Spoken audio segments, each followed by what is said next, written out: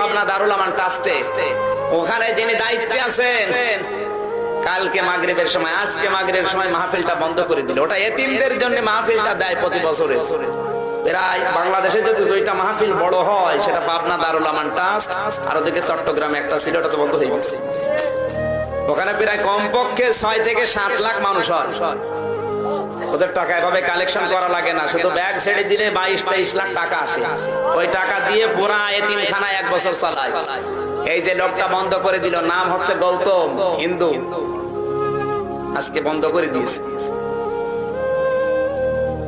অনায় দুনিয়াদারি বিশ্বাস করে না, আল্লাহ রাসূলকে মানলাম, কিন্তু যারা ওর আশপাশে আছে তারা কি করবে? কথা বলেন না কেন? কত একটা এডিশনাল এসপি, ওর উপরে এসপি আছে, ডিসি আছে, এরপরে আছে বিভাগীয় কমিশনার, এরপরে